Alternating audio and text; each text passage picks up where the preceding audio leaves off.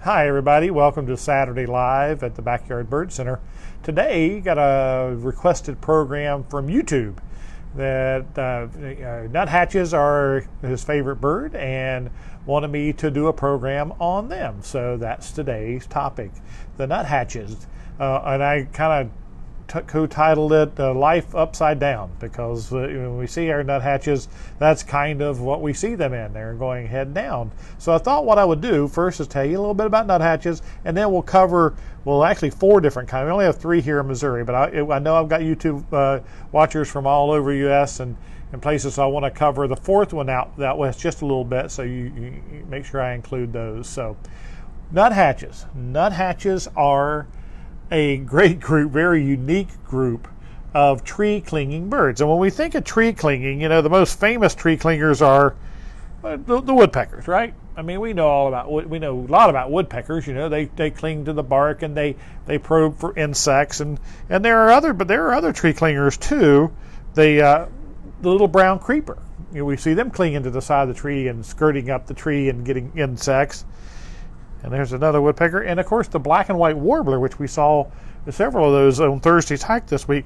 But another bird that clings to the side of the tree and it probes and gets its insects. So why do they do that? Well, you've probably, if you're a regular watcher, you've heard me talk about partitioning of the resources. And that is as many insects that are out there. We have lots of insect-eating birds, and insect-eating birds especially, that have to feed their babies, and they're growing babies insects. So, believe it or not, as many insects as are out there in the world, when it comes to having to feed all the baby birds that are out there during the nesting season by these insect-eating birds, there isn't enough of it, like any one kind of insects. So different birds find their niche, or niche, as we had the debate the other day, how that's pronounced. But the niche that they fit in, their feeding style, their insect preferences, and so there's some that fly out and catch bugs out of midair. There are those that fly around with the mouth open, and the chimney swifts we did last week. That's a feeding style. Well, the nuthatch's feeding style is to fill a niche in the tree clinging world that others don't take advantage of. Those woodpeckers and the brown creeper and the black and white warbler, when you watch those, they're what we call hitching up a tree. They usually climb up the tree and they're probing in the crevices of the bark, and they're flicking little pieces of bark away, and they're finding bugs that are hiding underneath there. Well, if you watch the nuthatch group, they come head first down the tree. And what they're doing is they're probing the top parts of the bark, and they're flicking out little pieces of bark and getting the bugs out of there. Now, they'll get bugs from other places too, but that's where they kind of have their role in nature when doing that. But they also do eat nuts and fruit and things as well. The name nuthatch actually comes from when they grab a nut or a sunflower seed or a safflower seed from your finger, and they go over and they wedge it into a crevice in the bark, and they hammer it with their bill and crack it open. They hatch the seed heart out of that nut or out of that sunflower seed. That's where the name nuthatch comes from. And you've no doubt, if you've fed birds for a while, you have seen these birds do that. They come flying in, grab your sunflower seed and fly over and wedge it in and then crack it open. That's a big habit of theirs. So we know they're cavity nesters. These are birds that use old woodpecker holes mainly, but they also can nest in artificial cavities, bird houses that you put up. They typically only lay 1 brood a year, some a second maybe, but they actually have pretty big broods, the one that they do, and they find natural cavities to nest in. I got a great shot here of a white-breasted nuthatch feeding a baby there that's in a natural cavity. You can see that's where they typically nest, and they like to nest. So this is a white-breasted nuthatch feeding a baby. So I'm going to start with the white-breasted nuthatch because it is by far the most common nuthatch that we have in our area, and it's also the most common nuthatch in most of the United States. It is the biggest of the nuthatches as well. But like all nuthatches, they have very strong feet for clinging to the side of the tree, quite like the woodpeckers do. And they also have short tails because their lifestyle doesn't require a long tail. They don't fly and fly catch, and they need that tail as the rudder on a bird, so they don't fly around doing that very much. So they don't have a need for a very long tail. So the nuthatches tend to have short tails, very strong feet. Now, again, one of our more common feeder birds in eastern North America. They do come in, and as we described, they love hulled sunflower. So they like the sunflower kernels, they like the peanuts, they like suet, but they will eat sunflower and safflower. And this is a bird that we love hearing on our bird hikes because it sounds like it is laughing at us. And Ruth's going to play a song for you. I hope you can hear it.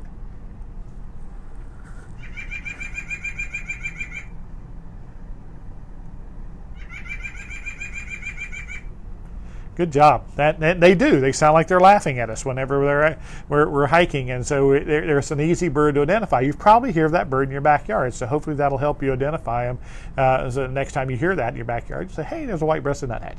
So again, the most common nuthatch in our area, but not our only one. It is the only local nester. But the other nuthatch that we get with pretty good regularity is the red-breasted nuthatch. Now, this is a much smaller bird than the white-breasted nuthatch, and the red-breasted nuthatch is an eruptive visitor here. In other words, in some winters we hardly have any around the area, and some years we have lots of them. Now, just yesterday, Mary called me and told me that there were 3 reports yesterday in the state of Missouri of red-breasted nuthatches. Is that an indication that this could be a good year, an invasion year this year? They come down and we have lots of them? I hope so, because they are absolute joys to have at your bird feeders. Just super curious birds, and they're fearless. I've had them go out when I go to refill like my peanut feeder or something, and I take them off, and they come and land on the peanut feeder right there in front of my face, and they get a peanut and they go flying off. They don't have a fear of people, which is really wonderful. They're so cute. Very different, the head pattern, the facial pattern from that white-breasted nuthatch. You can see it's got the stripe through there.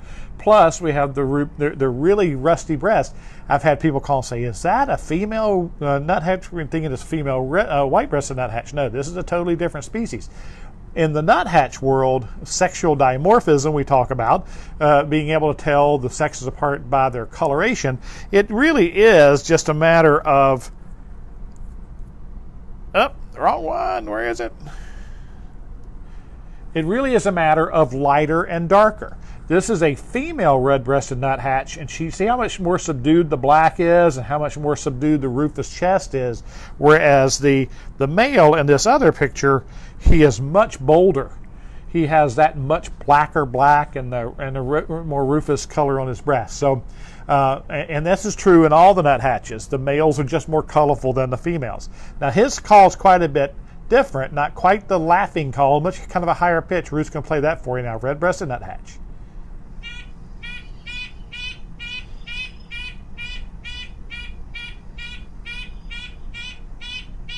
If you're musically inclined, some people say he sounds like you're blowing through an oboe mouthpiece or something like that goes on a musical instrument without the instrument, just kind of blowing through that and making that sound.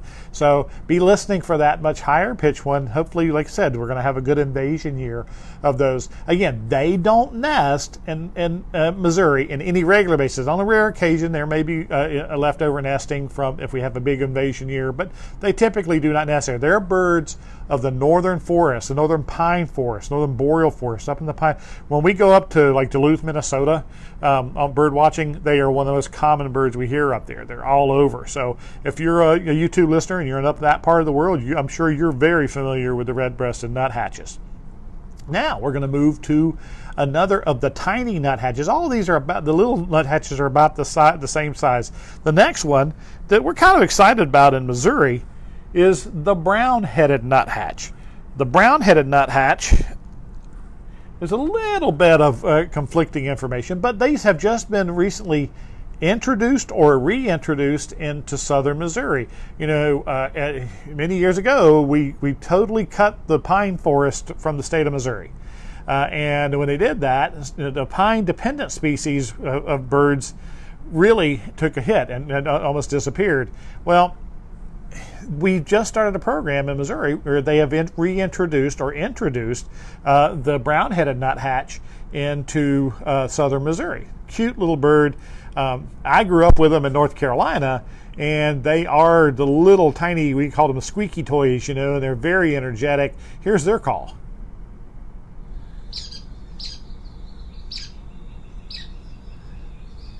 So if you're watching this and you live in the southeastern part of the United States, so if you're in the Carolinas and Georgia and down that part of the world, Florida, where the pine forests are, over into Arkansas, this is the little nuthatch that you probably have more of.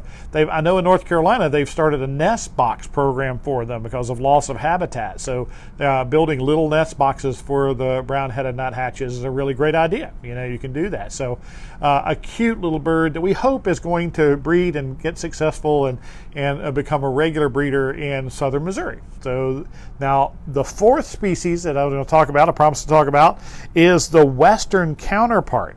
The Pygmy Nuthatch, a little tiny guy that looks a whole lot like that brown-headed nuthatch, but it is out in the western United States, and it's actually up at high elevations. It's very much associated with the pine forest up there. I think mostly ponderosa pine, but they will nest in other as well. So for you guys out there in the western U.S., listen for this call.